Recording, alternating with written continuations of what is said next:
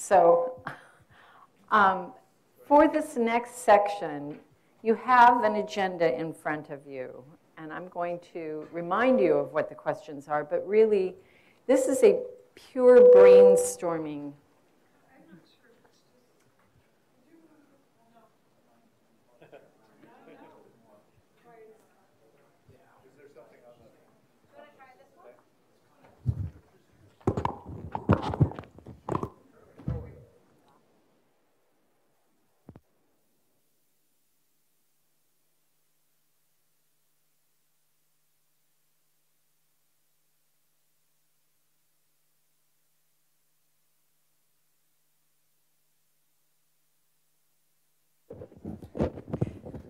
I'll also put the mic farther from my mouth. Maybe that will help.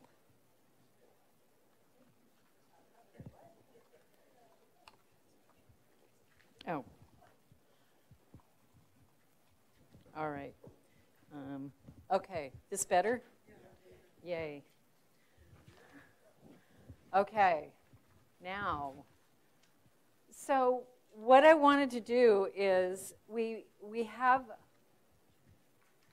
the Vanna White will come and take those little blocks off of the titles there, but really wanted you to think without too much direction about how to categorize or what kind of issues. But we've covered a lot of territory this morning, and I think probably all of you have been through one of these types of sticky wall exercises.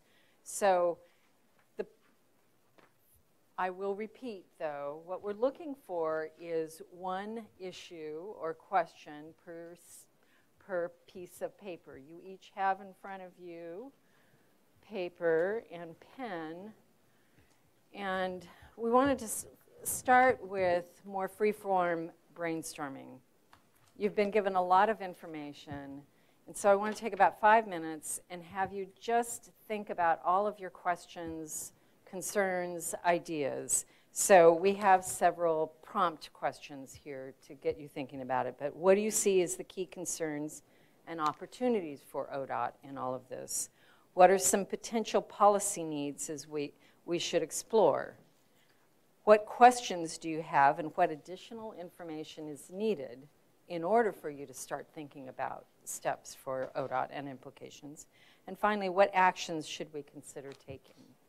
So I'd like you to take and just brainstorm those, and then we're going to start putting them. We have some categories here. We're going to see if they fit. If they don't, not to worry. And then start talking about those issues and questions so we can begin to get an idea of what immediate actions are needed for the staff, what policies might they need to start exploring, et cetera. Okay? So, yes, you have your, here. They're on your agenda. That was that supplemental agenda. All right. Thank you. I have another copy if anybody needs. I, And really, you guys, don't be too driven by that. Those questions are really there yeah, that works too. just to get you thinking. Yeah, it'll work too. It's really, you just watched all of this. What are your thoughts, you know?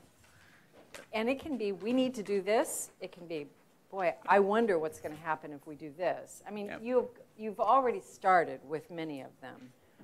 The human settlement patterns, you know, great example is how do we think in advance about the human settlement patterns and address that? So, Jean, I don't know yes. if they need the questions down there. This is a version that you had, Lynn. I'm not sure if people can find it in there, all their papers. Here. So the questions are all right Okay. there. So it should be in your green packet, I guess. And, right? well, Is that actually, the- and they're on here, too. They're right Yeah. there. Okay. But you're saying it was in their additional packet? Okay. It's probably in here somewhere. Okay. I haven't Yeah. heard that. Do you want to hear from them about their ideas? Okay. Oh, I've got so much paper. I'll get more out. Okay. So folks, Chair Bainey has suggested we get your input included in this as well. So I've got a bunch more paper and I have more pens, and I'll put a stack on either side, and if you have input that you want to provide, I'm going to gather the commissions first, and then I'll start adding anything from the rest of the folks. Is this is consistent with Commissioner Van Brocklin's point of using the resources we have available, right? All right, right here. No, right here.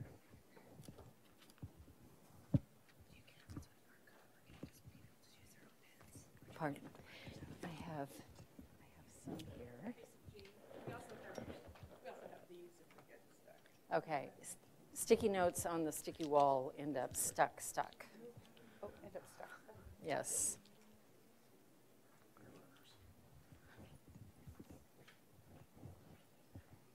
And if you have a piece of binder paper and want to just rip it in half and use that, that's fine too.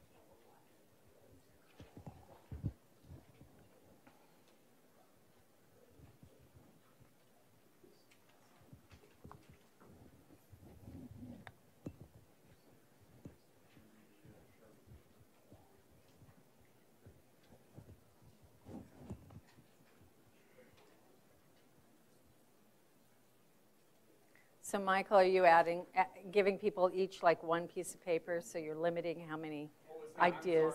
No, I'm kidding. We're good. However many anybody wants, we'll get them up there. Just remember, it doesn't work if you put more than one idea on a piece of paper, because we're going to be spreading it out.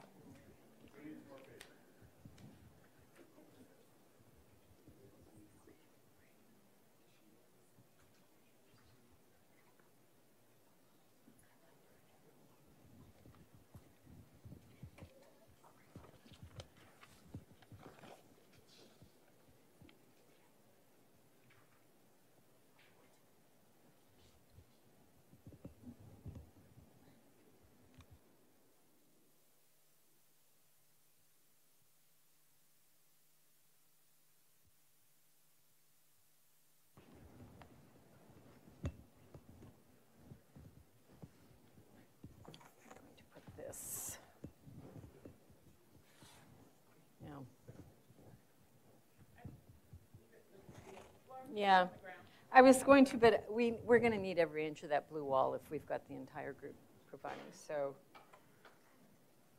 I'm just going to move this over is what I'm going to do. No, that's okay. We're good. There, that's good.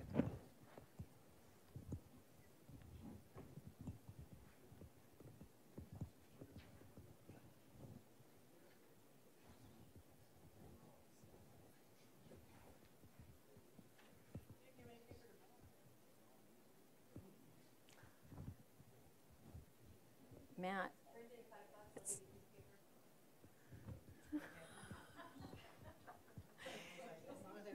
Everybody else is doing it. You guys, Matt and Randy, you guys absolutely should be able to do it. Look at that look. Can I use that look? We don't want to like intrude on the process.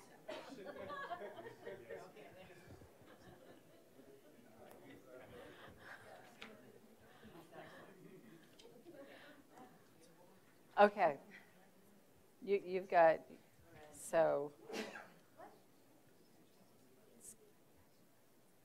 wait one more minute. I see a lot of heads down writing, but only one at the table.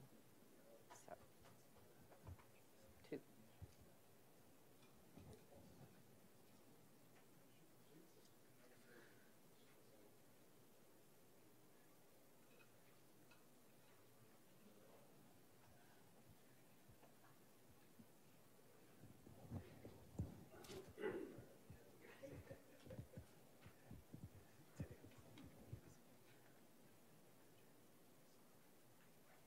Okay, let's go ahead and get started.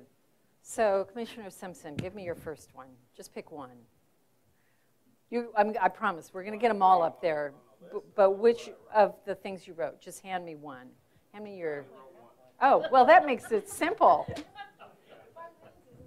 Oh, wait. We have to do this. Yes.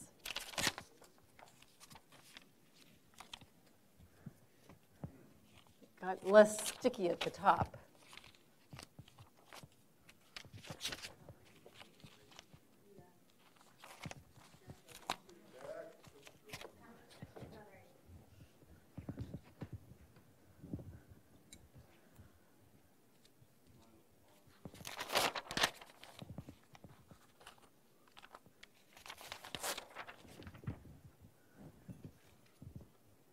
So now we have more paper if anybody needs more.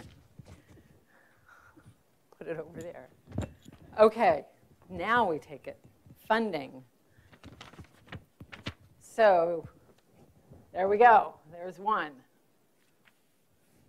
Current and future use of resources. You want to say anything more about it? I think that would open up about a year-long conversation. Put your mic on. I think that would open up a very lengthy conversation, but I think it's probably the most important conversation we need to have as a commission body with our staff and all our stakeholders engaged in these processes. And I just want to, when you put this current and future use of resources, are you thinking about focusing resources on things that are going to accomplish something, or are you talking about revenue streams? I think something Julia talked about, how this technology is going to change the revenue streams and could reduce. Or were you thinking of both? I'm thinking of everything, every penny within the organization. And so when I look at this item that's going over here to the negative impact of funding sufficiencies in mobility and transportation, I mean, these are more technical things. I think the resources and how they're utilized and allocated comes back to the policies that are instilled, and that will direct the department in terms of where they invest their time, energy, and those resources in order to create the benefits we're trying to get to. Okay. So I think we're at a place right now, and the question is, how did we get to this place? What are we doing at this place? And where do we want to go with the resources that we have? And I'm only thinking about that from the context of, if I'm going to do this exercise in my business, I'm going to go directly to, where's the resources? Where are they going, and what's the ROI of those resources? Okay. Gene, that might shift under investment priorities. I'm wondering if it's both, if we have this one. So, yeah, so, another piece of your voice. Thank you. And investment priorities. So this is maybe policies to ensure we wise. Return on investment. Okay.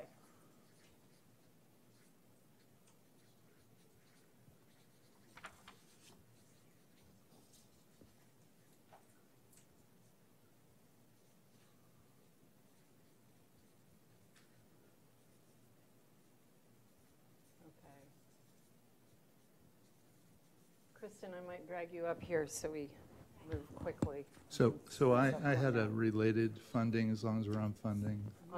So how should we think about current and future transportation system funding in the context of transportation transformation?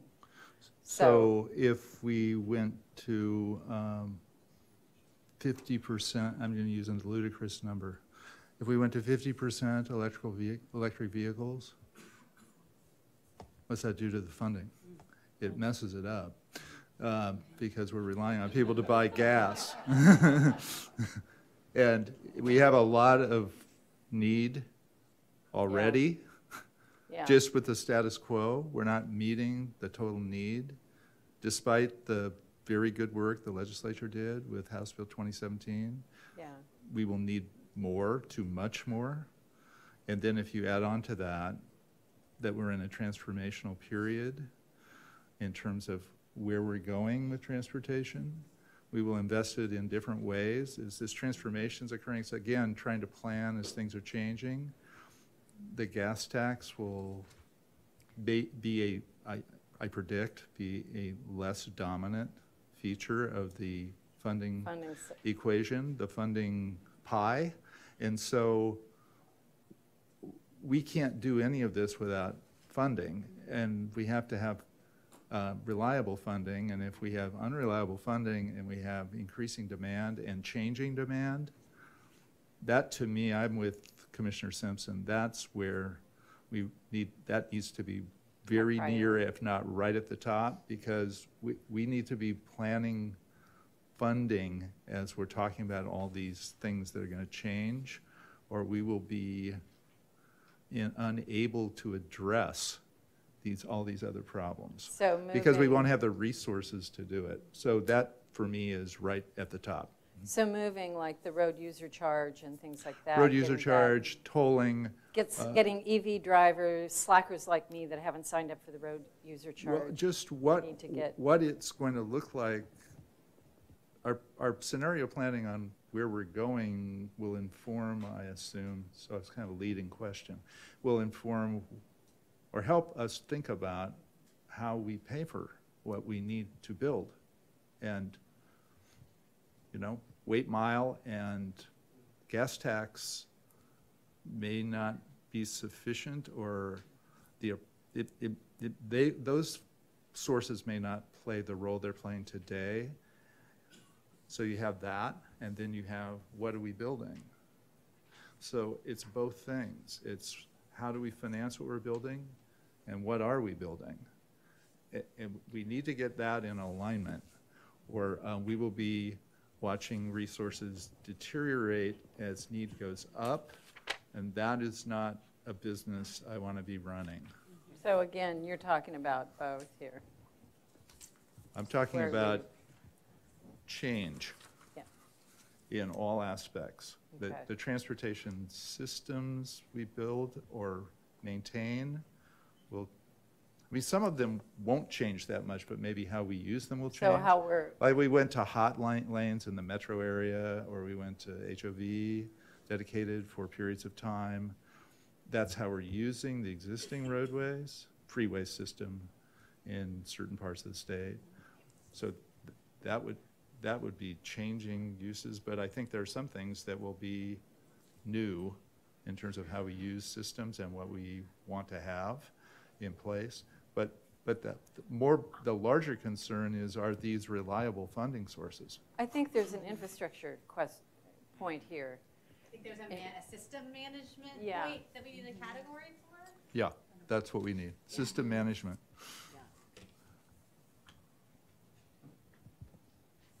Is that the right speak? Somebody else must have said this much more articulately before me, and it started some kind of category. Okay, and we need here, give me one of your. Sure. You're the only one with purple. Oh, wait, that's not the one you want. Yeah, well, you know, I didn't have the tie or the shirt today, so I went with the paper. So on this one, you want to write that one up? Thank you. I do have purple ties and shirts. I want to go on the record. You just have to get on the list for the I call. gotta get in the communication. I gave Commissioner Simpson the pink without even seeing him. Salmon, excuse me, salmon. So I just want to ask my fellow commissioner, Commissioner Simpson, whether, as I was piggybacking on your comments, are we aligned on this, or are you thinking of something different? No, I agree. I think it's a broader conversation, but it always starts with the resources in any organization or business or public entity. And I will continue to bang this home every single opportunity I get, but it's all about the ROI of the public tax dollar. Okay. 5.3 is a good start, but we really know that we are light years away from our true needs. And in order for us to get those resources that we truly need for our infrastructure deficiencies, we're going to have to ask the taxpayers to support those types of packages and investments. And if we cannot justify the ROI on their investment of their tax dollar, then it's going to be very unlikely that people support those types of investments in taxes. Let me turn now to the audience. How many of you are holding a comment that's the same thing as what we've been talking about? Anybody? These over here. Let's see. Michael, can you gather those and just put them up there with them? So, Chair Boehme. So, yeah, I'm not sure which direction. So I went to workforce, the community equity piece. Pick one. Pick and one. We'll I'll go workforce. So Okay. I don't know that we know what we need in order to be able to fulfill the obligations that are coming at us in the future. So what are the technical skills we need? So that we can start developing up, hiring up, and or creating.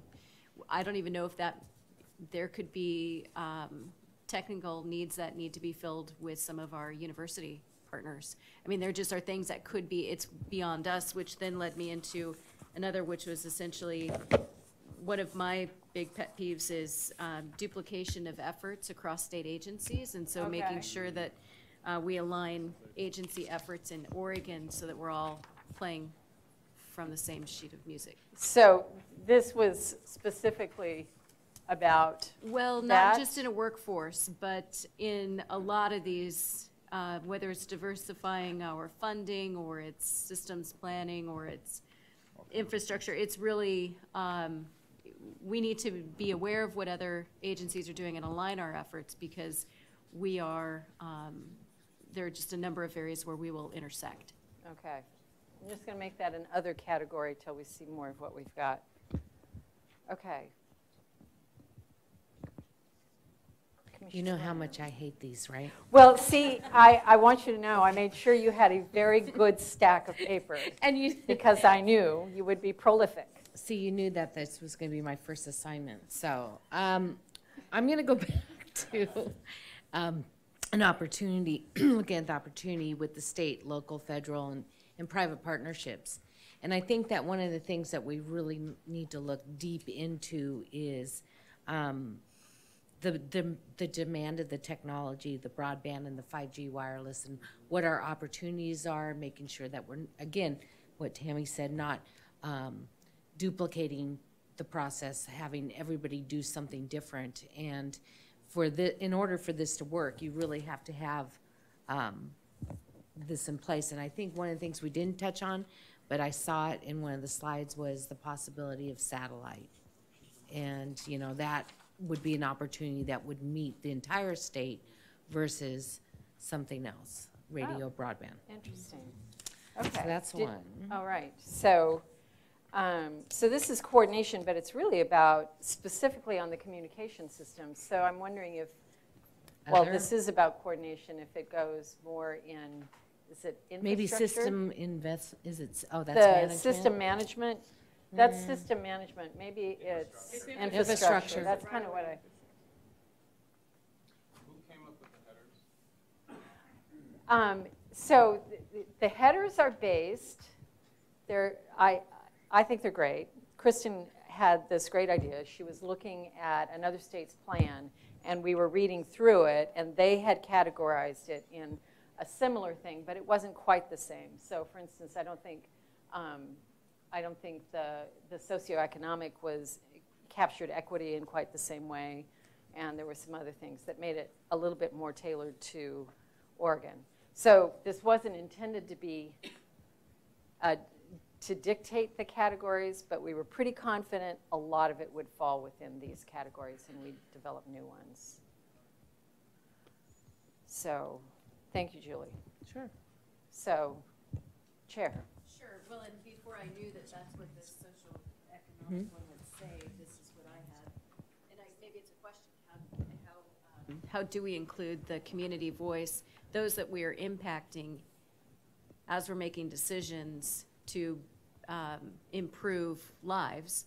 Often we don't interact with those individuals that we are hoping to improve, whether that's mobility or that's, so just in a number of factors there, that's fairly Okay. weighted. So, for those who can't read it, it says include community voice in equity impacts in rural urban settings.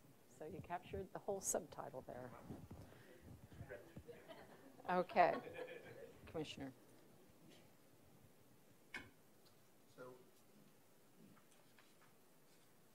So this one is Portland-focused. Okay. How do we increase the use of multi-occupancy vehicles in the Portland region? So that's managing travel demand, And that would include, correct? right, that would include transit and, you know, some of the vehicles we were looking at in your presentation, you know, the little buses and other ways to get groups of people around rather than, I will say this morning, because Director Garrett was on the same highway at some point, and Commissioner Simpson was also on the same highway. I took 213 down here, and I do have to say that, you know, being in my car by myself, beautiful day, Oregon, you know, farmland, Willamette Valley, doesn't get better than that. I know. Okay, time to think, but you know, we can't all do that all the time in every situation, right? What? Don't forget about the Rogue Valley. And the Rogue Valley. I like all the that's very valleys. beautiful. I like them all. But I was also reminded that, you know, this is really a luxury, and it's okay sometimes. It's a necessary sometimes, but if you don't need to be on it, or if you could be on it with some other people, especially you're, you know, driving Barber or Powell or someplace like that, that every time you're teaming up with somebody, you're using the asset more efficiently. So that does really go to, I don't know if that's managing, because I wouldn't like mandate it, but I would encourage it in ways that we can think about, which are policy questions. I do think in the metro area, we've got to get fewer single occupancy vehicles, particularly during the peak periods, and that is a group activity. And we got to figure out a way to, people that can't ride light rail because they're not near it or can't get on a bus or it doesn't work for them and what they do. But I think about it as it relates to freight mobility and the economy, particularly, because every time you are removing a car that doesn't need, there was another way to solve that trip, to enable a truck from Hermiston or Grants Pass or Medford to get through the metro area, that is a win for the state. And it all connects up. Me going out and walking to the bus or getting on the Orange Line helps some truck farmer in Hood River. And that's the way we need to think about it. We're in it together. It's a collective thing, and it's a cultural thing. And we all like being in our cars, and I'm no different than anybody else. I like the autonomy and the independence. It's the easiest thing to do. But I think we're going to have to get people thinking about when they need, this is a social decision you're making. It's like turning on the lights. Every time you turn them on, you know, you're hitting the hydropower system and the wind power. And so we all have to think responsibly. And so, but then you have to have the choices, and the choices are these little buses, and you've got to have other ways to get there. If we don't provide the other ways, they're going to get in their car. So, and I'm assuming, based on your conversation, yeah, that you're talking policy and infrastructure in there as and investments all in that Well, one. and use of infrastructure, how we dedicate Yeah. the use. You know, you have a certain amount of pavement. How do you allocate it? You know, how do you open it up for the buses and the freight mobility? And again, I think we ought to think about during certain periods how we manage all of this SOV traffic we've got on the system, particularly in the metro area, which is why it's primarily a Portland metro thing, but you know, it's hitting Salem, Eugene, Medford. It's not as bad as Portland, but it's not good. I think, Gene, and also you may, parenthetically, under managing travel demand, I think Commissioner Van Brockler, Vice Chair Van Brocklen, just spoke to several of the tenets that are embedded in the notion of congestion management. Right? That's what that was all about. I mean, and he covered the choice, the options, the disciplines, pricing. That was a congestion management conversation right there. So I'm going to jump back on to what you just said, and I think that those little autonomous vehicles in a rural area could make a big difference in quality of life for elderly people. that have no other way of getting around. So I think it's a win-win for everyone when you're looking at those. But again, it gets back to, can they have the infrastructure to be able to actually have an autonomous vehicle in their community? What I picked was upended job market, concerns about employment. When you're making a switch and you're setting policy and changing the whole infrastructure, again, it goes back to revenue decrease. So our DMV is going to see a huge change in registration, driver's licenses. So you have to think about that. And where does that funding go and what does it support? So again, it impacts the infrastructure. But then the other thing about autonomous vehicles that you need, if they're truly autonomous, elimination of jobs for drivers, which is right now there is a need for drivers, so it's kind of a win situation. But then the things that you don't think about is what's it going to do to insurance companies? What it's going to do to the manufacturers of vehicles. Again, So you're looking looking broadly and looking at the whole situation. It's creating a safer thing, which is a really good thing. But on the other hand, then what happens to medical and all these different infrastructure? It's just going to impact it some way, and I think that we just need to think about that a little bit, not too much, because you could go crazy and come up with a million different options. So Commissioner Brown, what you just talked about, it's economic impacts in terms of jobs, workforce, external workforce, whereas I think this is focusing on ODOT workforce and related, right? So it's more socioeconomic. It's kind of both, because if you think about the workforce in that involves ODOT with the DMV and the other, it's kind of half and half. So you're impacting on both sides. Okay. And then the revenue decrease. Okay. Question You tell me about, if you get into it. Tammy's got a whole pile of them over. well, but I think they're they're being picked up anyway, but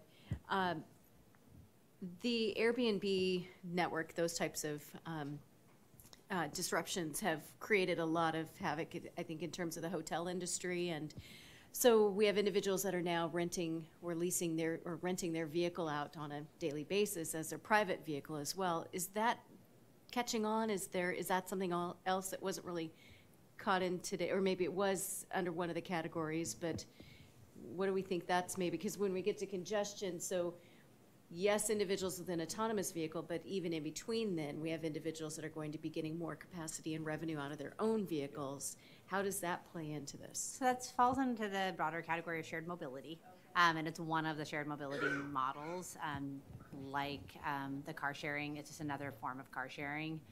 So I think it has some of some similar implications, but we didn't call it out specifically, but that's where it falls. I want to thank Commissioner Brown for the comments she just made about the implications and the repercussions of various actions, and I do think we need to think about all that, and I think she's exactly right. I will say that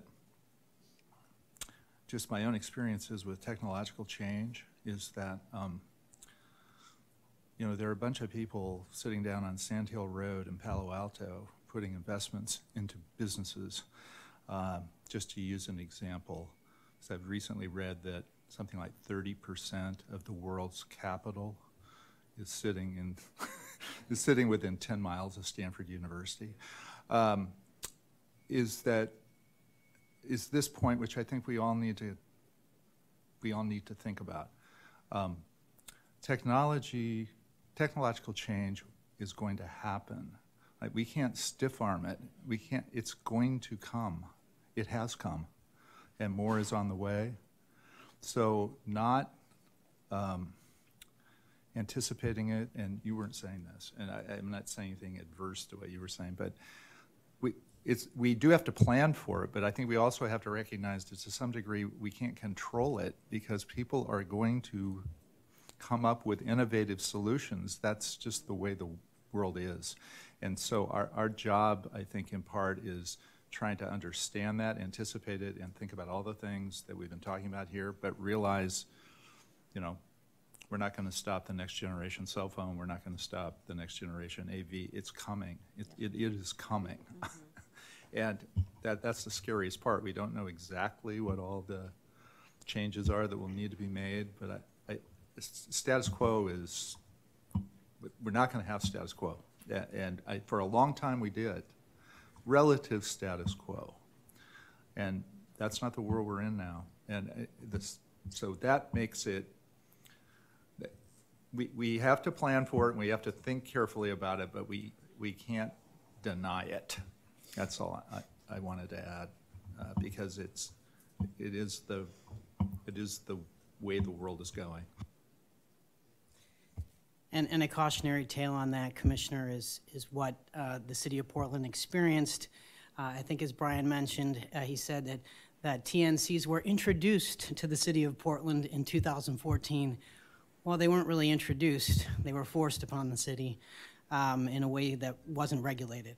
And I think that's, again, a tale that we need to learn from, because the safety portions of these new technologies is probably an important responsibility that I know you all hold dear. So while they're coming, so you have to be prepared in one way or another. And I think that example in particular is a really good one. I just want to add one other thought here. I was listening to the radio yesterday, and they're starting to speculate about Uber going public, and the opening number for Uber was $120 billion. And to put that in perspective, I think it was Amazon. I think that's the right company. When it went public several years ago, it was valued out at $77 billion. And, you know, really, Uber has not made a profit yet. So that tells you where you know, where that particular piece of the equation is going. So that's what I'm talking about in terms of it's not going to stop. Can I just to jump on this discussion on private investment and in the partnerships? You mentioned, you know, I guess a false start with an example of that.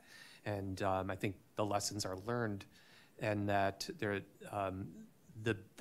the successes have been coming to the fore now with private investment. And two examples come to mind. In Colorado, there's a company, Panasonic, who has worked with the state of Colorado on implementing an ITS system for the state, and is enabling some of these connected vehicle technologies in a real public-private partnership. Another example is Verizon has worked with Sacramento in implementing a system in a true public-private partnership. So where there's benefits and genuine give and take between governments and private entities. And I think that we'll start seeing more and more of those opportunities now, where there's opportunities for private investment, there's private interest. You talk about the money that is down in Silicon Valley. Well, that money wants to go elsewhere. And I think, you know, that states like Oregon can look to that as an opportunity to bring that type of investment up here.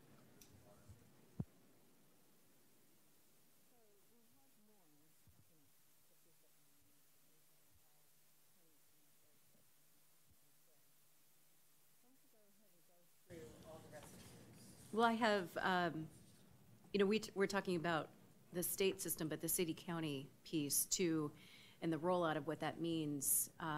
When I think about innovation and, you know, Oregon is open for innovation, we might say that from a state perspective, but I wouldn't want to catch our other local government partners off guard without knowing kind of what the implications are for them as well. Okay. So it's just a consideration. I was writing them down more as considerations because it's just how my mind worked. What we want to do, so great. Expanding broadband into rural Oregon, which has already been captured. And then more specifically, because one of my concerns, not only from the built system today, well, mostly we are making significant investments with House Bill 2017 in today's system for today's needs. And I worry about that because we have tomorrow in front of us, and that's what we're talking about today. So it was more specific to, I think about the small transit and, buses. People have been aspiring to purchase a bus, and I don't know that that's the right investment as we start looking at some of these disruptions that are happening. So it was just researching the impacts, and this is just one example of what TNCs in the small transit, particularly in the more rural areas, what should they be investing in instead of, because many are starting to talk about, how do we too get a fixed system or things that are more, traditional, shall we say, when we know that that tradition is not what is going to be paying the best dividend return in the future. Learning from other state initiatives outside of Oregon, just making sure that we're not reinventing the wheel on a lot of those things, and that was the one that I've already noted.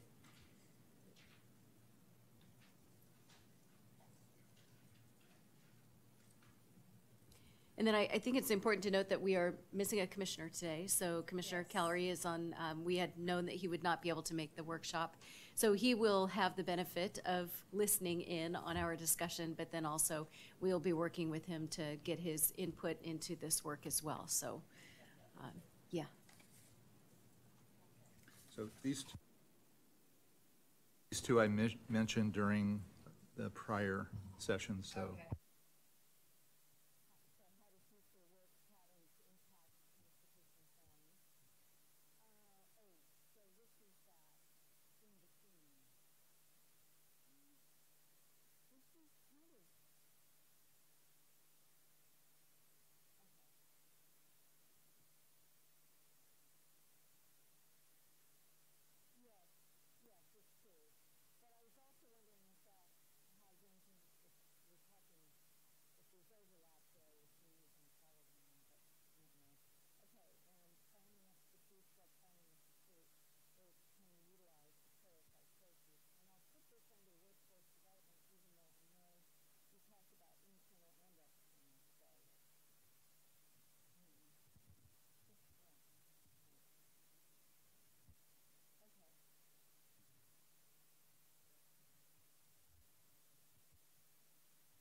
Making sure that, again, we're addressing Oregonians, the entire state, not just our areas that are congested and are urban. Vehicle retrofit tax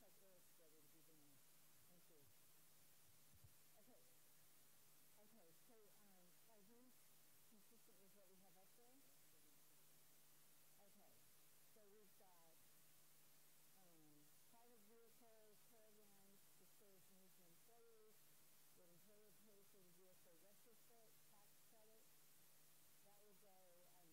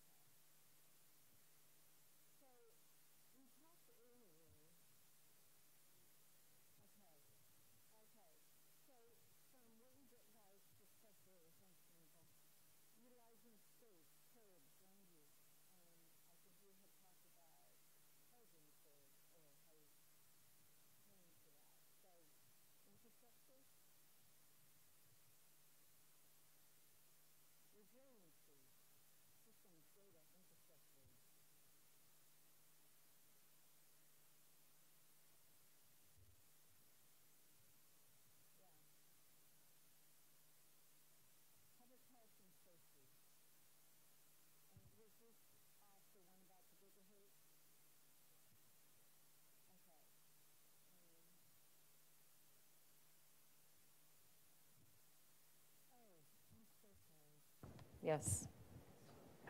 Okay. So public health and safety.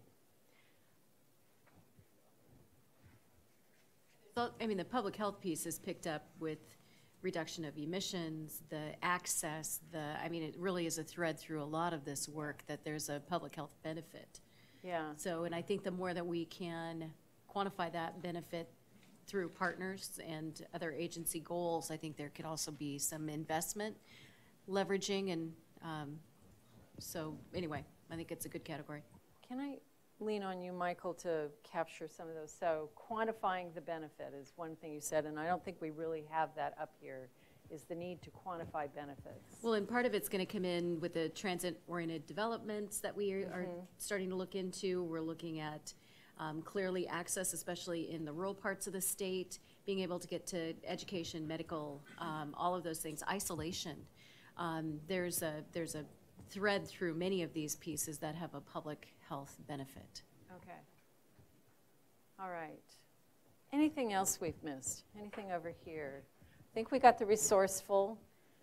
I'm not sure we got the land use aspect, the human settlement patterns aspect.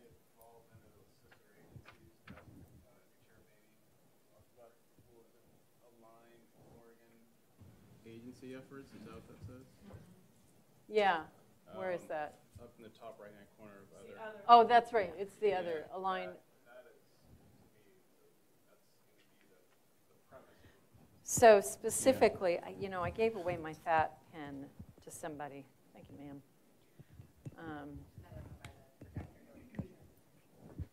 Oh, good. Thank you. So including land use here is what you're saying. And health, was that the other? A lot of it, it's our design of communities too. It's how we are, where is the school placed? Where is, you know, just parks, all of the services that are necessary. And then also, how do we build communities with design that actually helps create economic vitality through, and then also the benefit of the public health pieces. Some of this, we don't want individuals. We know that if we're all in some sort of a vehicle moving us around, that's not the healthiest way for us to be. So building a system that also encourages getting outside of vehicles for meeting everyday needs. Okay. So the land use patterns and Department of Energy, Education, Oregon Health Authority, I think it's all. Housing, yeah, all in there. Okay. You guys tell me if we need a separate one for any of those things you just mentioned, but that's up there for now. Is there anything else here? I think we hit rural areas, continuity of traveling in Oregon. Do we need that up there? I'm going to write it down. Well, I think it gets back to the broadband and, I mean, even signage. So if you have vehicles that can't read, you know, they only read signs in the urban area, and then all of a sudden you get out into the rest of the state, and now all of a sudden nothing is, you know, facilitates autonomous vehicles to be traveling. I mean, but being clear about one of the reasons for doing that, one is equity and reaching them. The other is the continuity of travel. Anything else on there that you want to capture? So is anybody in the audience still holding anything, any ideas that we haven't captured and put up here? All right, so now let's talk about how you use this. So the question is, I think, you know, listening to you all, it's clear you felt like this is a very high priority. This is one of the first things out of the gate. You got to figure out how to address the funding, given the pending, not the imminent transformation, but it's already happening. Given the transformation of how people are traveling, figuring out the funding piece. So that's one of the high priorities. What else do you see here? And Jerry, this is where I think it's going to be important for you to participate in this or capture. But what else do you see as imminent? Let's start with imminent. I would It's the alignment of other efforts happening in the state, so we're not stepping on each other or duplicating. And we've started some of those discussions for those in the room, but I think we own part of this system and part of this issue, but not all. And so how do we align our goals and initiatives and be learning together? Okay. Other things that really feel imminent. So you have to do this before you can really do some of these other things. Or you have to do this because you're already behind and you have to catch up. So really, what's imminent? So, Jean, yeah. Would you be including in that sort of any more knowledge that they might need? I would be including whatever you guys think it ought to be included. I heard Commissioner Simpson talking a little bit about sort of demographics, human settlement, that sort of thing. So I was just curious if some to more give them a little, I think what we're thinking about, probably sometime after the first of the year, coming to you with what we see might be a schedule of events, for lack of a better word. And so what might that look like? And so I think there's a little bit of augmenting what you heard today, too, with others. I was off to the side talking to Kirsten, and the royal we of the consultants, interviewed about a dozen people. But in that process, we had, I don't know, double that number of names of thought-provoking people that we're going to make sure that you guys get the list. We have a little bit of a bio on the ones that we actually did the interviews on, and we'll get that to you guys relatively quickly. But there may be, if we need to do sort of something similar like this with other aspects, that would be helpful, I think, to hear in this conversation as well. I guess that's my short request. So my comment on that would be that it would be very helpful, I think, for the commission to hear directly from some other state departments of transportation and potentially regional or local governments about lessons learned from things they may be ahead of us on, or that they're working through now that might preview for us issues, challenges, things they didn't think about that they wish they had thought about ahead of time. So just going to school a little bit on the governmental experience, which is different from now I want to say I'm not trying to offend the private firms, from the perspectives and views of the private consultants. We need all that input, but I would like to hear from some people who actually are trying to do this, who are in roles like our role and the role of all the people in the department that are touching this. And I think getting that fairly early is important. And the other one for me, not to beat a theme too heavily, would be I think with 3 of the 5 members of the commission having been on the commission for less than a year, this is meeting 11 for me, that in my first workshop, that even though some of us have some background in it, Commissioner Brown obviously has day-to-day involvement in it, that some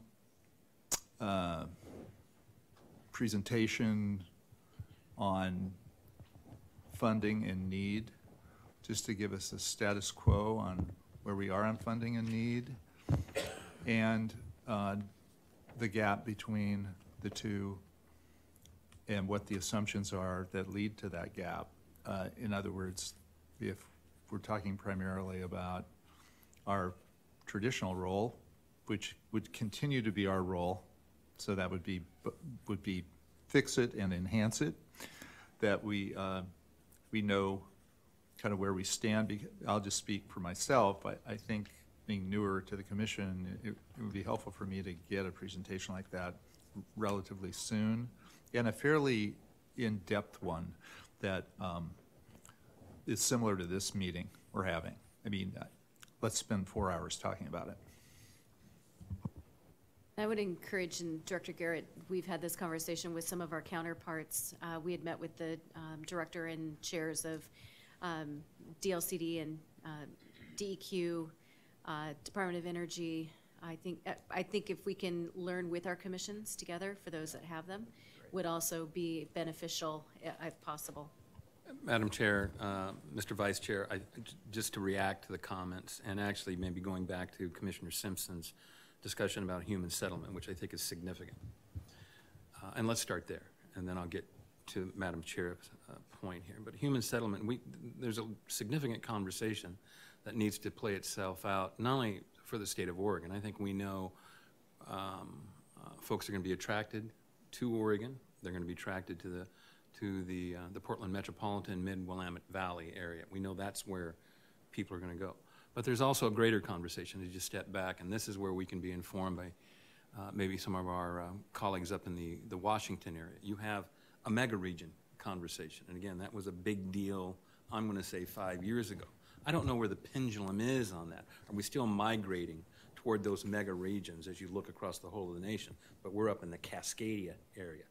There's opportunity to bring different perspectives, different individuals that we normally don't bring around the table to have that conversation. I think to your point about going to school on those states or those Department of Transportations that are out in front of this, sure, we can engage our federal partners, do peer reviews, request those good folks to come out and share their knowledge. And I think that Madam Chair, to your point, and Vice Chair Van Brocklen, I think we have a foundational document that was presented the first week of the 2017 legislative session, and that was this commission's strategic investment plan. Now again, we can make sure it's the most current information, but it provides that foundation in terms of this is what we need to maintain a condition rating of X. Here's where the infusion of House Bill 2017 came in. Didn't quite get there, we're a little short. We can start the conversation there, but also we can go to school on some of the initiatives embedded in House Bill 2017. To your point, Madam Chair, is we have some sister agencies we need to engage. Just on long-term planning in terms of transportation. And when I look at these issues, while I'm parochial to the extent I'm talking about the Oregon Department of Transportation, I know it's a transportation sector that we need to engage. So we do have an opportunity and an obligation to make sure that we bring our colleagues from the aviation board and agency before this group, as well as the Marine Board, as well as the ports here, to look at the long-term planning and how does that play itself out with our Oregon Transportation Plan. So we have those opportunities, either because we're mandated to do it or, you know what, it's a good idea because it informs. Because I think at the end of the day, we find ourselves in a situation that it is not a time for modest ambition. It is very important we bring a collective wisdom around the table and grab people that are kind of the usual suspects and then reach out to others because technology is changing the environment we're in, and we better start to reimagine the way we talk about it. And that gets into, I think, challenging our public sector partners. I think challenging our private sector partners. And Madam Chair, you said this earlier, and I think you're spot on. I think it's challenging an education system that is structured in a certain way.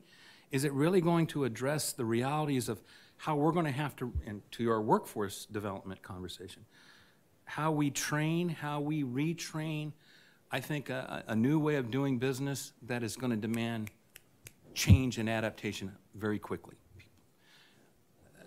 I think your comments really crystallize that that's the direction we're going to need to go here. And it's going to demand, I think, a fairly robust and continual debate with a host of individuals that normally don't come before this commission.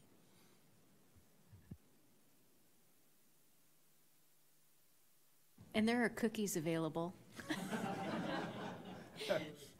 So I want to say thank you, but also for anyone who's just needing a little afternoon snack, they're over there.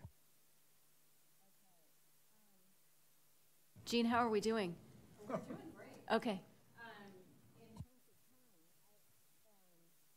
I think your microphone might be off again. Pardon? Oh, I just turned it off because I kept worrying about the battery going dead. So with what you just said, Matt, you just covered a lot of the different issues there. I added this education piece that I don't think I captured exactly right. But I was wondering, going back to the other states, lessons learned from other states, I was wondering while you're here, Brian, and you do know a lot about what other states are doing, if you have suggestions for the commission in terms of what state. I know that Brian referred to a map that earlier, a map, and I saw it. He had sent it out to the team, I think last night or something, and it had a map showing where all the connected vehicle projects are. And I was looking at it going, of course, California, New York, has, and Washington has a couple. And then I looked at Michigan and was like, whoa, there were a bunch in Michigan. So, yeah. And we could feel like maybe they're ahead of us, but I see it as, hey, go forward. Let us know where not to be stepping. So other thoughts on where they can look for that? Well, one thing that comes to mind, what Madam Chair had mentioned, one thing that was ringing was Kansas has decided to pull together an AV task force exactly the way that you had mentioned, not just the DOT, because it affects many different aspects. It affects highway patrol, it affects insurance, it affects tort law. There's so many other areas that these new technologies impact.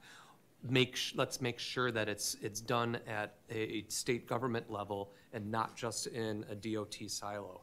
So that's the first thing that really comes to mind. There are other states that are looking at taking bigger risks and piloting. One that comes to mind is Nevada. They've done a lot with looking at how they could put automation to use for actual transportation needs. Downtown Los Angeles has an automated shuttle that's going through their central business district right now. And they're looking at ways that can be used to model other investments across the state. They're also working with private investment in their business district in Las Vegas as sort of a pilot on how they might bring private investment into mobility options to serve that area. Those are two that kind of percolate to the top when we were mentioning that. I think with this too, though, you have to think about why do you want the states to come together? So, for instance, I know Florida and Minnesota's just doing the scenario planning they've done to sort of have the conversation versus pilots. So even as you're thinking about other states, Nevada's been doing a lot around freight platooning. So, it's sort of what's the goal of bringing them together? Because if it's lessons learned about pilots versus lessons learned around sort of a policy discussion, you're going to get different DOTs, and all are important. But I think, having a hodgepodge of that, we need to be careful of. So for instance, that outcomes map that you guys keep looking at, well, we plagiarized that from the Atlanta Regional Council. They had sort of a 2-year process where they spent time walking through each of those, and they might not have labeled them the same, but essentially walking through that, and as a big group, which probably represented a lot of the folks that Brian's talking about, where they walked through that, right? Florida's done a lot of scenario planning as they start to think about this. But quite honestly, most of my peers, we are sort of in the same boat going, what do we do? How do we do this? We've never done this before.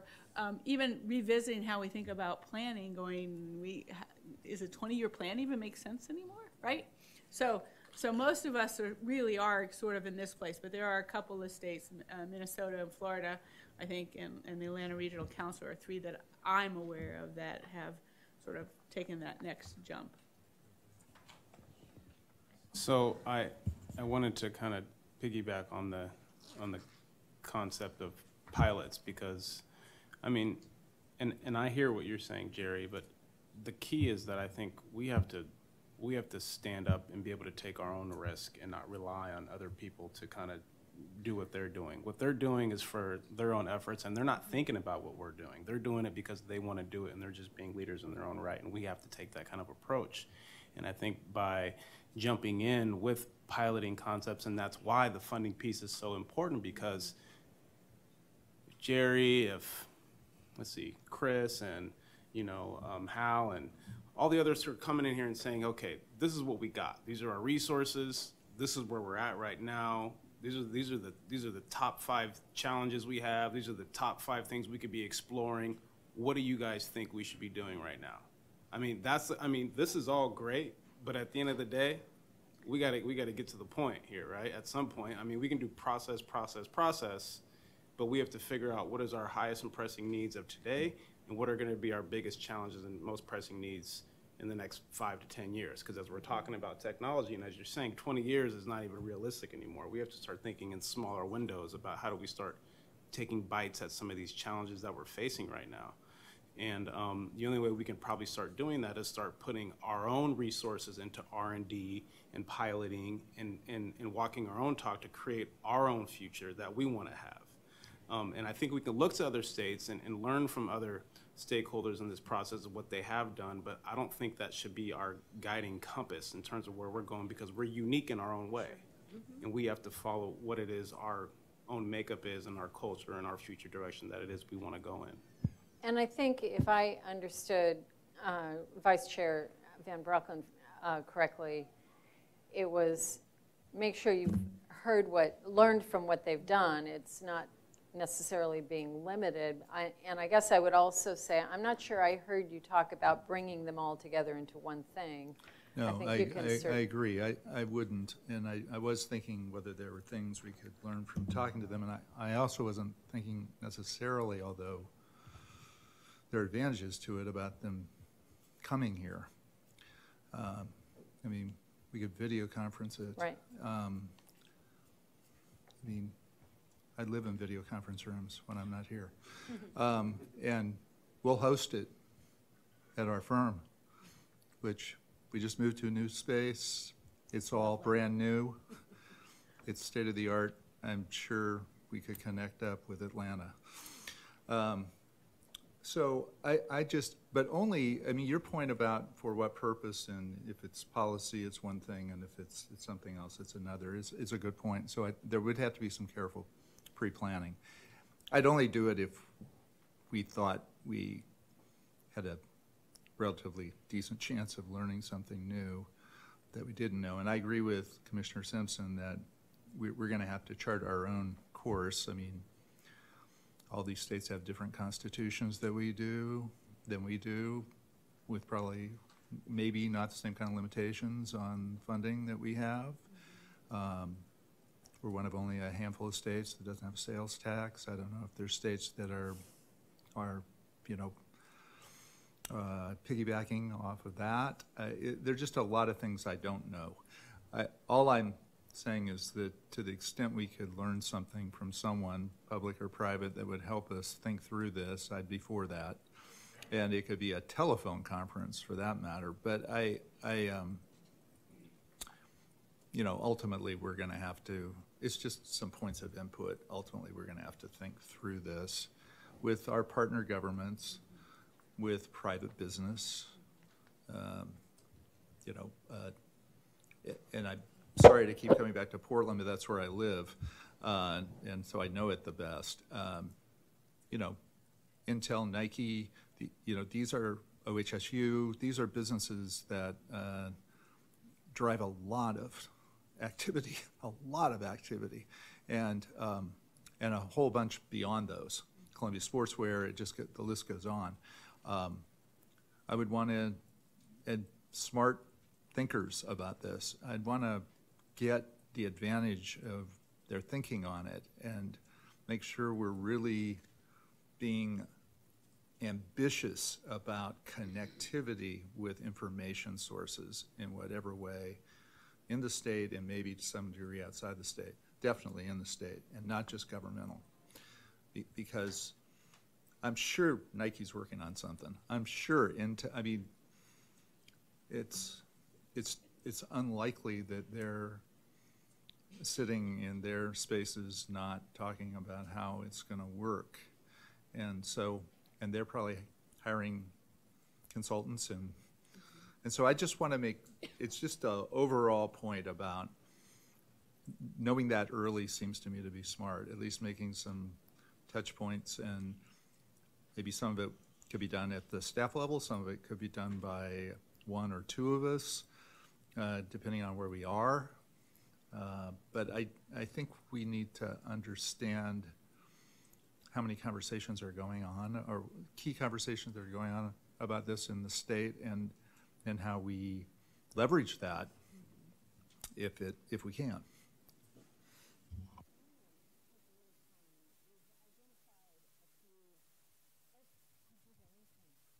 Thank you. I want to take a second and make sure we've identified a few. Funding, high priority. Aligning the interagency efforts, getting some data on human settlement and looking at that, hearing from other states. In terms of some of these other categories, I want to see if we have some other things that really, as you think about the iterative steps to move forward toward what you need to do to address some of these things. There is a lot about expanding broadband into rural Oregon. And are there other things here that's really utilizing curb space? Is there anything here that you see that there is a more immediate need? I would say it looks to me from looking at this that the thing that is most important to you in this category seems to be the technology, getting the technology to rural Oregon. Is that a fair? Well, and I don't think it's just rural Oregon. I think that it's the demographics of the state. And so you have to have that whole ability. I mean, we have areas in the Medford area that we can't talk or that we don't have cell service. So just because of the way that the geography is. So topography, yeah. So. Okay. So really getting that is your big driver. In terms of managing travel demand, I think you captured it pretty succinctly with this one, addressing the congestion. Are there, will AVs be allowed to run on empty? That's one of the policies to consider as you're doing that, I would say. Private vehicle caravans to serve major employers, that would be a way to explore that. This is your unifying theme. Is there another action or another issue here that should be moved up as a first step to start getting there? I'm wondering if we aren't missing the piece of talking with the Oregon Trucking Association, talking with the transit systems and other modes to see what they are already considering. And the reason I bring this up is RVTD did a fare box system, and it wasn't a fare box system, but a touch pass system. And because of the ability to use the cloud, the cost of that was minuscule. And we were actually were able to put it in place before TriMet put their system in place, which cost millions of dollars. If they were aware that what we were doing was going to be available to them, they may not have made the decision to go with the vendor that they used. So again, it gets back to the whole idea is something happening already? Is TriMet doing something with autonomous vehicles or thoughts for that in their neighborhoods? And if so, is that something that can be implemented in the rural area or in a smaller urban area? So just think a conversation needs to happen somewhere. Okay. I agree. I'm sorry. I agree with that completely. And I think one of the things we're going to need to do in this changing environment is a lot more outreach to other modes and to not just the cities and the counties on land use and roads and road repair and bridges and culverts, and things like that, which is at the core of what we do, but also how that interrelates to, in particular, the transit function throughout the state. I mean, your agency, what's going on in Lane County, Corvallis, Bend, all over the state. TriMet, of course. I think that's definitely an early action item, because we are now in the transit business in a way we have not been prior to House Bill 2017. So, it's no longer kind of a collegial effort. We actually have been charged with working in the transit space, and we have funding to spend in the transit space, so we need to be communicating with, and we are, but we need to continue to outreach, and as you're saying, Commissioner, learn what we can learn from them and what they can learn from one another. So I put that over here because of all of the other interagency discussions, but were you suggesting that it really be under the management, demand management piece? Not necessarily. I think that, and this goes back to freight movement and looking at rail and what's going on and what they're planning, what private agencies are planning for their future. Because I'll use freight for an example. If they are having a driver shortage like they keep talking about, they aren't going to be able to move as much freight. Is the demand then going to be placed on aviation? Is it going to be put on the rails? And then are we going to be creating another problem? So it's just, again, having those conversations, seeing where technology is leading them to be included in this idea. I think Director Garrett mentioned it earlier too. The universities and community colleges are looking at this as well, and so they are starting little pilot programs around the state, and I think we want to make sure that we're capturing on that good work that's already started and leveraging that too. So whether, I don't, probably goes under the other category, but it gets into this knowing what's happening and so that we can not duplicate efforts. And maybe Just label this broad outreach. I think that's what it is. It's comprehensive outreach.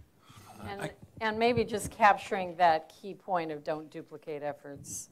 Well, yeah, I agree. And again, here's the cascading effect. It's the transportation sector as a whole that we need to bring before the commission.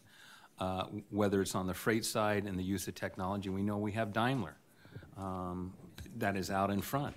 We've actually tested some of these things on I-84, and I think we've learned some things. There's probably a reflection on, well, you get to the slave-master conversation. Well, that slave's pretty heavy, and that master may take it in the chops, and I think those conversations are real.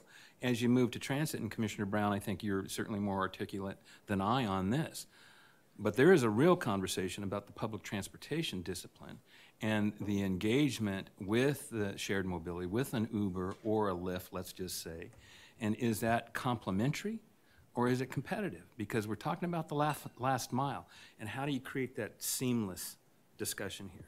My hope that they would complement each other, and thus we have that seamless conversation. A 3D printer and start making some of those. That was. I don't know that was the Waymo bus that we were in, but that was pretty cool. So just one more thought on this, which is, Madam Chair, maybe the first step in this outreach is to confine it to the state and look at all of the private transportation community, education community, local government, just broadly, special district governments, the port, TriMet. Just look to all of those resources, and then what might come out of that conversation is, I wonder what they're doing on these three things in Michigan. And then we could target our out-of-state inquiries and fine-tune them. So maybe we start within the boundaries of Oregon, and then step two is do we want to go outside and talk to somebody in the Puget Sound, somebody in Vancouver, British Columbia, somebody in, somewhere else. So first state, then go to the looking at lessons learned from others. Is there a specific technology that Ryan talked about that you're most interested in learning more about as you have those conversations? Or is it about technology kind of generally and how it affects ODOT's foundational goals the way we presented them? I think it's going to vary for different parts of the state. So for me, I'd like to start piloting some things where we're trying to figure out what might work in the rural areas and how do we, because I think the smaller communities, they won't have the, often they have the will and, the partnerships, but maybe not the funds and the capacity to be able to pull together something of that nature. But we have 4 million people in the entire state. I mean, this state is prime for looking at some testing. So I'd want to know what isn't being tested and piloted, what might we want to look at and try it. So, because it could be great that Michigan's doing something, but we might say, look, they're not. Maybe we should. Do we have a unique characteristic in one of the parts of our state that makes sense? And what authority do we have from a policy standpoint to move forward with those? Because I would assume not all of them can just be Have or need. Yeah. What authorities do we have or we need? Yeah, exactly. I think that's right. Yeah. I would also, if I can, and Kristen, I think this plays off your question very well. Let's play to our strength. And I've been hesitant to kind of jump in because I didn't want it to influence an outcome, the Hawthorne effect or whatever that term is. But play to our strength. And I think, Commissioner Simpson, you broached it early on. This is all about finance and funding, right? I don't care if it's driven from the public or private sector. You got to have the coin to do it. Well, don't forget that we introduced and engaged a game changer in July of 2015 as we moved and implemented a road usage charge. So the question is, and I think it was broached early on, why aren't we having conversations with the industry saying, let's talk about telematics and how we make that seamless? Because we're kind of in an in-between hop right now. Again, it's not a time for modest ambition. Let's lean into something that I think we should be very proud of, as we were back in, was it 1919 when we introduced the gas tax? Well, it was just 2015. Lean into it. It is all about finance, and we know that the workhorse for financing the transportation system's in jeopardy. Because if you look, and I guess another question may be, if you look at the autonomous or connected vehicle conversation, do you leap to electrification? There's the savior. Well, there goes our revenue. Well, we're positioned to engage that conversation. I'm not saying it is the way to do business, but it is a way. And let me tell you something. There's no one out there with the state of Oregon right now, okay? We're working very closely with Washington, with California. So there's our brothers and sisters that you had the privilege of going down to California, having a conversation with. We've got the interest of 14 other Western states looking at this, but talking about being out in front, which is a tough place to be sometimes because you take all the bugs in the windshield, but that's where we are. But let's play to our strength in terms of the finance thing and lean into it because, again, that keeps us at home, get our house in order on that front, and that may allow us to engage conversations that may be informed by others. So getting the conversation started more immediately on the telematics to support with the road user charge. I think continuing to foster that because we're engaged in this discussion. It's just how do we sync it up? But I like that a lot. We still have parts of our state and community members that are fearful of what that means, and we have an outreach and education and inclusion discussion to have, and making sure that folks understand what it is and what it's not, and we continue to refine it with their investment of input. So, so we've hit this. I'm wondering, is there a category? Is there something in workforce development that you see as a near term? Go ahead. I'm confused on, is it workforce development that's like pertaining to within the department or into new industries that are ancillary or vendors of the department? I'm good clarification question. I think the way we've been thinking about workforce development, it's the resources for ODOT to do its work. So it's internal, but it's also external resources that you call on to do the work of ODOT, as opposed to the impacts on jobs outside by the by the transformation of the transportation system. Mm-hmm. Does it become like a metric of measurement around jobs or that the department has an impact on creating statewide, whether it's in-house or external? I think that was this one that Julie had put up here in terms of upended job market, elimination of jobs, and maybe creation of jobs outside based on, beyond ODOT. So either of those, is there something that you see is, again, when you think about the steps as this moves forward, something that you need to start work on immediately in order for other things to happen, in order to start looking at policies for other stuff? And my biggest fear also, even as a business owner, is that, technology is great, but the truth of the matter is that we stay on this trajectory, no one's going to have a job.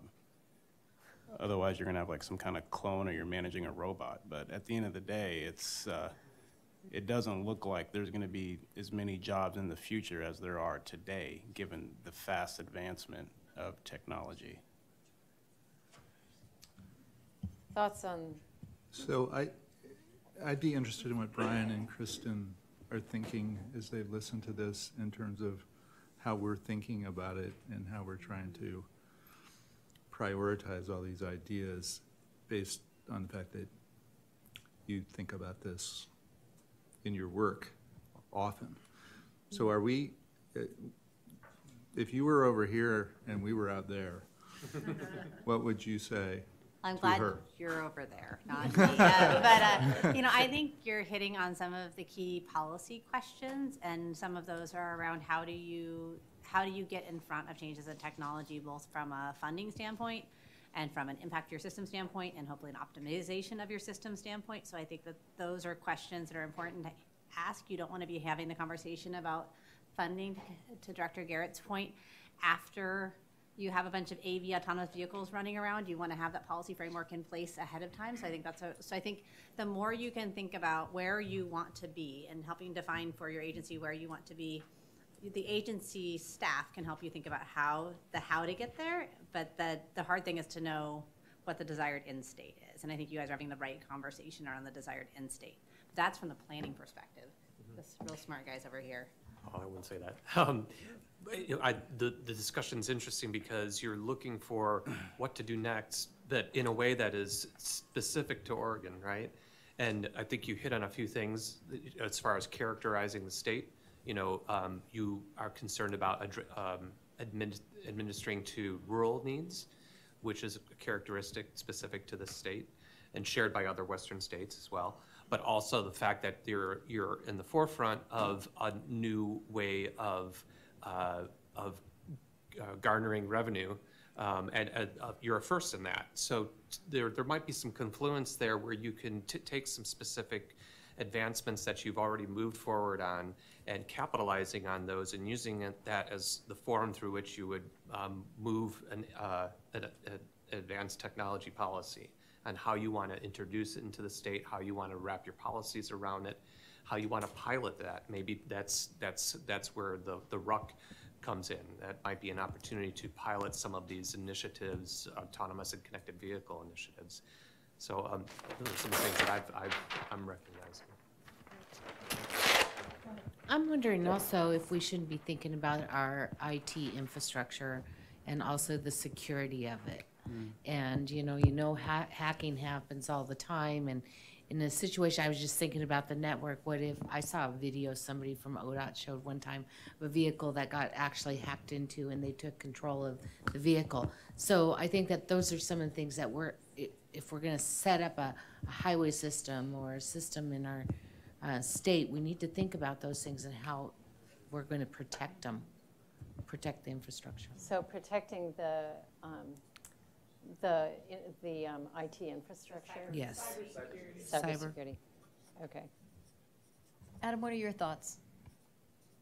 Well, what you're doing in your conversation plays so well into how I'm trying to steer this project for us to look at the future in terms of trade-offs, and also the future in terms of whose perspective, are we coming from? Because both those things matter so much. in your decision-making. The on-the-ground decisions you make, it's the trade-offs. Transit is a huge issue on this because transit, to be effective, is about how many passengers per revenue mile are you carrying, right?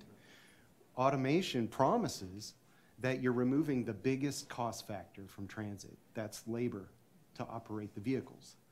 But the huge trade-off is you are getting into human beings whose vocation is to operate your transit system. So we want to know what's the right decision for the right context in Oregon of investing in transit, and what are the best outcomes for a transit agency depending on its size and nature, right? And the urban-rural issue is huge here too. Some thinkers that I follow look at the 21st century's transportation #1 issue as the sharing of space in a confined environment, and that the laws of geometry don't change no matter how much a technology perspective tells you that we can be so much more efficient in moving some nice vehicles through. And on a highway system, it's quite possible that we will get there on platooning a system harmoniously. We drive our safety numbers of fatalities and serious crashes seriously downward.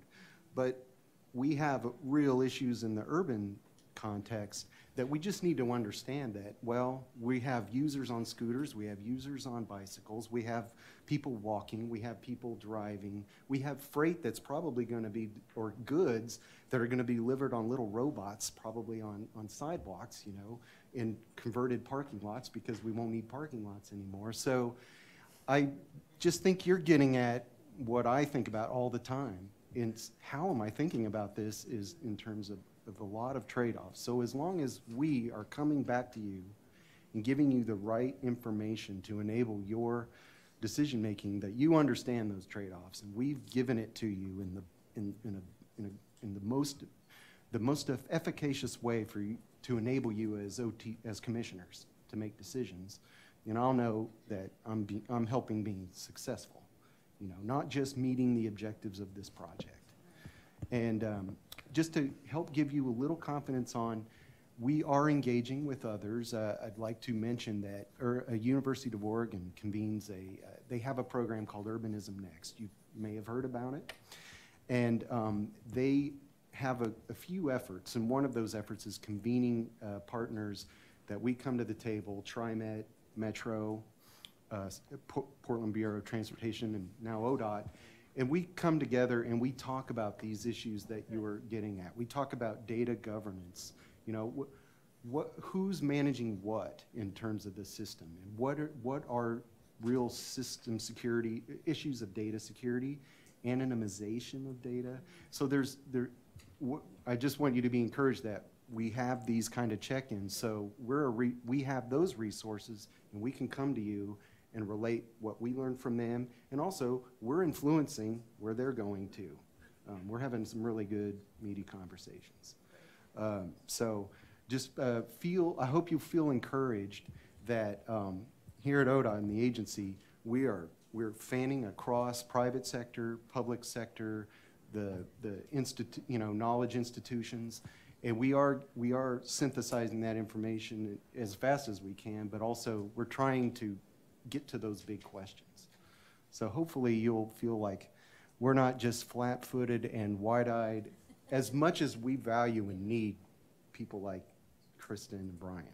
You know, we need the consultants to help get us that foundational knowledge and give us this, help us shape this tool so that we can think about what we're doing. But we're thinking a lot about what we're doing. Well, I appreciate you adding that. It also helps us reaffirm that we're on the right path and that we're looking into the right things. You know, one of the questions, and it goes back to this workforce piece, have we done an inventory, or is there a way, maybe that's not even the right way to think about it, but what our needs are currently in each of the divisions? You know, it's not different than trying to change the way that we fund, you know, trying to get healthier communities through medical payment reform or whatnot. You still have to pay for what you're doing today, but you have these preventative efforts. Hopefully, you know, you're creating a system that's healthier and meets better needs, and you reduce this cost over here. we're going to have to continue on the path that we're on today, at the same time developing the path for the future. Do we know what we need within our departments to be able to be thinking over there and here? Do we have that knowledge of, or how do we get there in making sure that we have the right skill sets and we're doing job training, or even individuals that are with us today that are planning in a certain way? Maybe it won't be 20-year plans, it'll be something completely different, but the same individuals can be trained in a different way to be thinking differently while they're trying to do the work. Yeah, it's playing itself on several different fronts. I think, to use real-life examples, I think Tom McClellan and the DMV's effort in terms of the service transformation program itself is looking at retraining opportunities, right? We have skill sets now, but as you change the business tools and the business practices, you now have to retrain those individuals and teach them the new way of doing business. I mean, that's a real-life practical issue that's playing itself out real time right now. We also have a conversation. Remember, one of the 4 focused areas of our strategic business plan is workforce. Now, again, that is it's a big world out there, and I think we're focusing on retention right now, but it's going to take us into just that type of conversation. And I think the third point, and was mentioned earlier, Brian, I believe you mentioned it, what we do know is we are an organization in the highway portfolio of, for all intents and purposes, civil engineers, right? That's where we'd gone to. We worked with Oregon State University, University of Portland, all the great engineering schools. Well, now we know we need computer scientists. We know we need chief data officers that can do the data analytics, because we got a boatload of data. But is it knowledge, and how do we apply it? And then who translates the complexity to something that can be utilized? So I think there are some real-life examples of where we're hitting the ground right now, and then, to Adam's point, we're a little wide-eyed in some cases, saying, well, we think we may need these skill sets. Lord knows we'll need civil engineers, as well as all the other hard science people to take care and preserve the asset as we have. Because what's not missing there, whatever we move around we'll need some type of infrastructure. Right? Until they start to teleport us either through a tube or in pieces, we're going to need the infrastructure as it exists. So we know we're going to be in the game for a little while. But I think we're asking, and hopefully asking the right people, how do you change? And I think that gets back to the university structure, and maybe goes back to the high school structure, if not the grade school structure. How do we start to inform this conversation so we're creating those pipelines of young, smart girls and boys that eventually launch it? We need more Adams. That's exactly right. So I have an 8-year-old, he would contest that. Oh, he loves you still. You got a ways to go. I have a teenage daughter, I'll trade you. And they grow up too, and they'll love you again. So I just tied these two together based on what you were just talking about, Director. So knowing what the workforce needs are and making sure there's that connection with the education system to get you those needs, to address those needs. So that's maybe one of the higher level things. I'm wondering, we do not have to go till 4:30. It feels like we're starting to wind up, but is there anything what I'd like to do is get Jerry up here, or you can sit there. Yes, she says. And start talking about what's going on at ODOT, what are some ways we can think about starting to apply some of these things. I know that the original idea of this whole thing was when the agency was talking about, okay, are we doing the Oregon Highway Plan next? Are we doing the Oregon Transportation Plan next? And this question kept coming up. So I don't know how much we've done to move toward answering that question, but I am wondering if there are things. You just did a wonderful articulate discussion of, you identified in your strategic plan the need to address workforce needs. So, here is a concrete example of something that's already underway and moving it forward. What else is going on that this fits into? What else, what of the things here can fit into what's happening right now, I guess is the question. But before putting before putting Jerry on the spot, to start thinking about that. And I think Director Garrett, you as well, of course, and to give them time to think about how to answer that. Are there questions you have based on this and thinking about the application of this? Are there some remaining questions that you'd like to get answered? You have Brian here still, and if you have more questions on the actual technologies and what's going on as well. I would just say that it sounds to me, we have the strategic business plan for the agency internally. I think that we probably need to start work on a 3 to 5 year strategic plan. And I know we have planning documents, but this is a compilation of pieces within a lot of them. There are some initiatives here that I really think and it goes maybe to our work plan. How do we start really tackling this in a really strategic way and identifying where do we want to be on some of these initiatives in 1 year, 3 years, 5 years? What does that look like? And I don't know that we've operated in that way. We have a work plan that's kind of evolving, and it is a living document, and this should be too. But I think we start to set some benchmarks of where we want to start answering some of these questions. Okay. With benchmarks.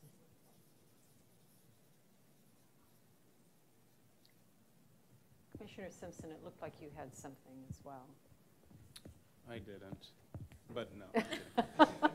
No, so to go off of my only written comment related to funding, whether or not if there's areas within the department where there's resources that maybe we've just been utilizing those resources in a context because that's just the way we've always done it, and whether or not if there's capacity or opportunity for us to look at moving those funds in other areas or using more flexible resources to start engaging in more of this conversation around R&D or piloting or testing or just this innovation context. And we, in essence, kind of maybe create like a pot of resources, and then you guys, have the freedom to say, look, this is what we could do here, this is what we could try here, just start throwing stuff at us, and then we start, engaging and having those conversations about what do we think is the most important direction we could put those resources towards for us to move forward in. Those are the kind of conversations that excite me because, we're talking about technology and whatnot, but I don't think anybody who's on the cutting edge of technology is sitting around just not thinking about what's the next big thing that they can do to be in a market of one. And in my mind, I think about how do we become an agency of one? How do we set the bar for others to follow? And that's the thing that's going to encourage me, inspire me, and keep me very optimistic about our future. And what I just put up there was, for a piece of that, was to look and see if there are resources that are being allocated. And I didn't capture this exactly how you said it, but basically because they've always been done that way. So based on tradition, and now they're not as necessary, or they're less necessary than some of the new priorities. So any other burning questions? Anything for Brian? I will point back just because Brian is our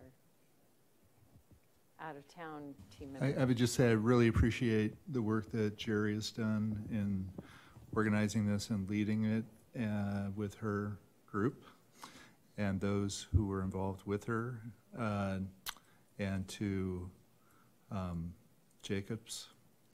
And I just believe that what we need to do is continue to think about this and have you back for another round when we're a little further down the road. So thank you very much. Okay.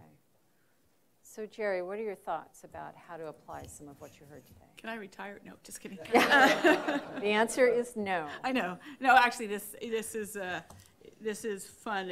It is very different, though. And in a way, it did achieve one of the things that I wanted to achieve this afternoon, and that was, this isn't the time to talk about updating the OTP or the OHP. right? Because the vision is changing, and we have to get a handle on what that vision is. What does that look like for the state of Oregon? What are we envisioning the transportation system looking like? How do we take into effect that things are going to change? So we need to do some more work before we just delve into that policy discussion that says the sheet should be blue, or whatever that looks like. So because I know from even the last workshop, I sort of got the push, House Bill 2017, so when are we updating the OHP? And I'm thinking, I have a whole lot of other discussions that we need to get a handle on before we really go there. So at least I got one of my wishes today. So just want you to know that. I think what's really helpful about this, though, is we have to think about how we're going to sequence this. What is the information that we want to bring to you? I think that whole partnership conversation, and we're going to have it a little bit more later on this in an hour or whatever. We have some great partners with our area commissions on transportation, and they're very knowledgeable about transportation. So I think the first one is going to be, how do we communicate all of what's been happening? So you all are very informed around connected and automated vehicles, 100 times more informed than the general public. And this is change. And so part of this conversation we need to think about is, how do we make people comfortable with change? Local governments, because I'm involved in the Transportation Research Board, there was actually a paper done that asked how much local governments have been thinking about connected and automated vehicles. And their answer was not. Portland Metro, there's always a couple of the bigger municipalities, City of Portland, certainly because the smart cities probably, that have been thinking about it differently, but most local governments haven't done it for two main reasons. One, they don't have the staff like we do with Andrew and Allie and Jenna and all of those folks, and they also feel, to a certain respect, like it's going to be done to them, right? The state's going to make it at a national level, there's going to be regulations, and then the state's going to bring some stuff to them. So they're sort of waiting to see what happens. So I think that's actually our first, commissioner, figuring out what are our partners doing. And there's a part of me that says, luckily the director is far away, that when we updated the OTP and when we did the statewide strategy, we actually sort of spent one day, something similar like this, with bringing some of our partners together. But I think we have to be really clear about what are the objectives, what is it that we're trying to accomplish. But I think one of the things that we need to be accomplishing is that people need to start preparing for this change. And because 5 years, 10 years really isn't a big amount of time, right? Our tribal governments think about 7 generations. So think about what's going to happen in just one generation as we think about technology. So I think that's, for me, is thinking about how do we get that broad communication out there? What is the message that we want to be sending around this conversation? And then I think it is sort of sequencing some of these questions. I think you're right about funding.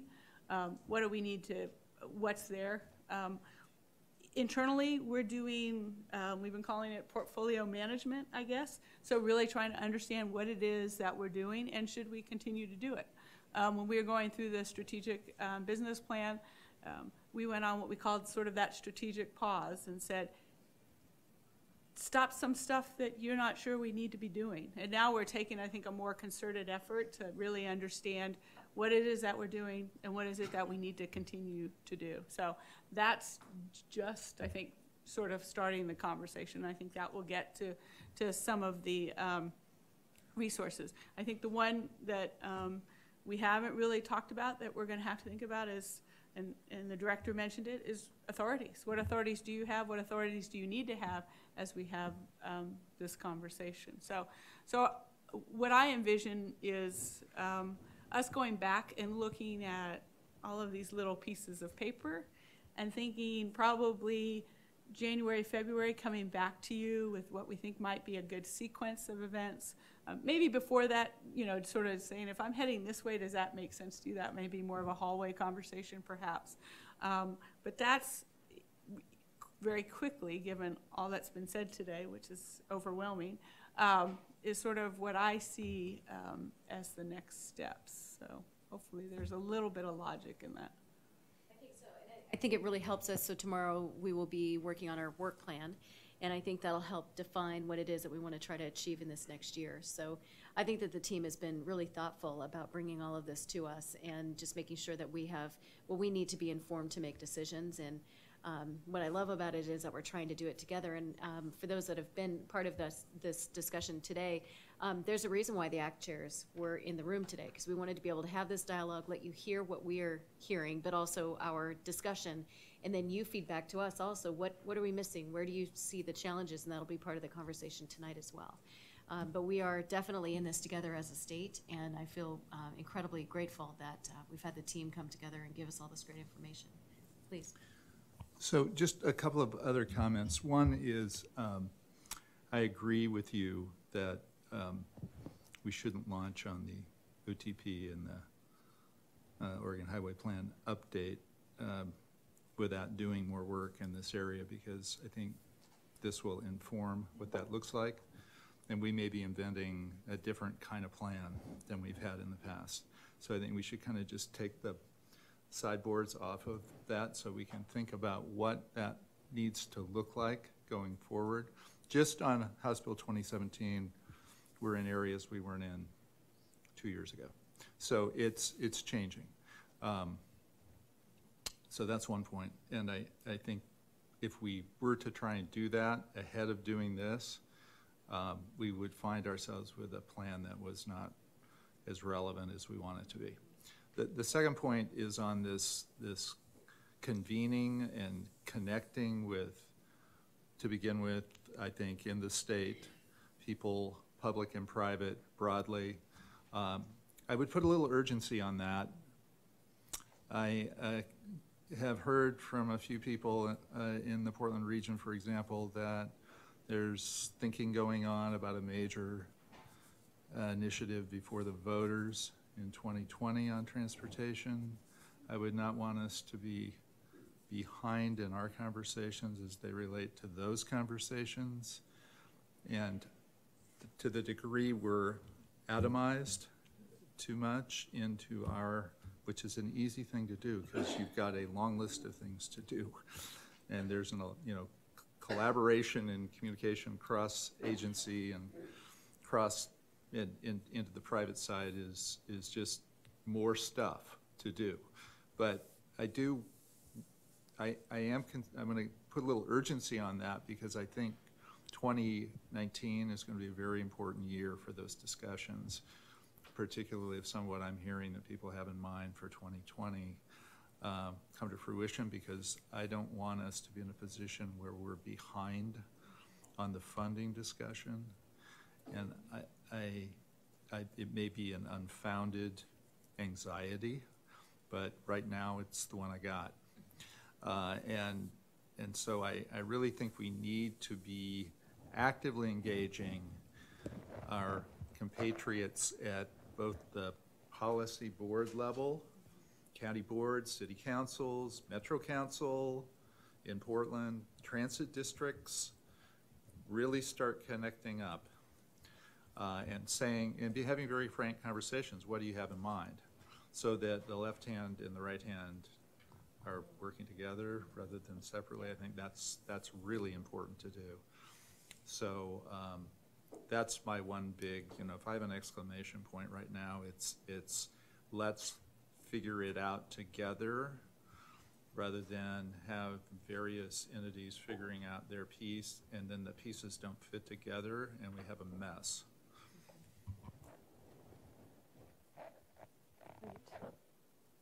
Okay. Did you have anything to add in terms of as we move forward? No, maybe just to go to school on, I think, some very eloquent statements at the end there. I think as leaders, we have an opportunity to identify the clear objectives and outcomes we want to attain. I heard that.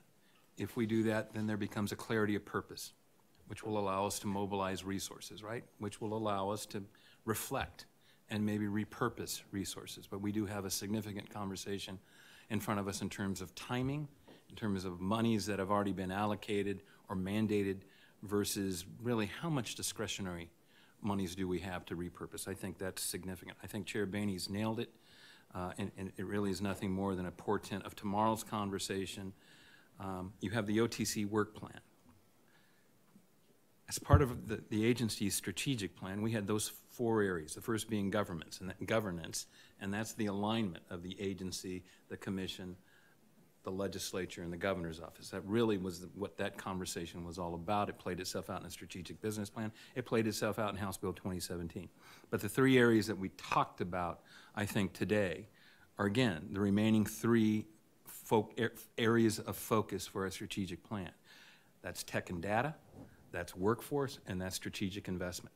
And I think taking all that, what we've heard today, will inform a work plan conversation to make sure that there is a clarity of purpose, and then we use our investments and we mobilize our investments to seek the outcomes we've identified. And I think that was all said. That's just my summation of what I heard over the last 3 or 4 commentators. Okay, great. So one thing, oops, yep, I got it on. I just wanted to circle back and say just a few threads throughout this. You know, clearly the issue of revenue and understanding how that's changing, getting out ahead of things to figure out how to ensure you have what you need. That was clearly a major issue. I put rural here, but really it was more looking at the full state and ensuring that this benefits all. And I think the other thing that was consistent was in so many different aspects of what you have here was a need for more information, a better understanding, whether it's getting that from lessons learned from other states or data to understand how to look at how human settlement is changing and how policies can affect that. It came up in a lot of things. And so I would say those are 3 things that really stood out to me in terms of what the conversation here today. So, and I want to say thank you for inviting me to be part of this. It's a fascinating subject and a big challenge. Well, sorry. Yes. As an ending point, I guess, I was convening a group of transportation folks on innovation and technology, and I heard this phrase, and it goes to your last point there, that data is the new oil. And what they meant by that, and it was a lot of private sector folks who were sitting around the table, is, Commissioner Simpson, if we're wondering what the next innovation in mobility is going to be, I think what they were trying to tell me, that's going to be driven by the best data possible. And I think what you were getting to in this point is that the policies that you make and programs that you support should be driven by the best data possible. So let's go find that new oil. Cool. I leave with a new term. So I pass it back to you, Chair. Great. Well, thank you, Jean, for walking us through that, and thank you to Jacobs and to folks that really helped us to get to where we are today. I want to thank the engagement of the group in the room. It is a beautiful day outside, and everyone stayed. So thank you for your interest. I look forward to the discussion at dinner tonight. This is a conversation that is just beginning, and so know that the Commission is open to your feedback and thoughts. If you know of a great idea or something that's going on, or you're within the department and want us to look at something, I mean, we're in this together. And I hope that you heard that from the city and the county perspective with the state, that partnership is one that we need to make sure remains strong as we go forward. And really appreciative of today's interaction. I'm not huge on facilitated meetings. Jean knows this about me. Today was lovely. Thank you. Yes, I think we had a great outcome. And again, as mentioned, Commissioner Callery will have an opportunity to listen to today's video and also be able to weigh in on this too. So with that, I think we'll just go ahead and recess and see everyone later. Thank you. Madam Chair, I think dinner's 5 o'clock just in the room right next to this.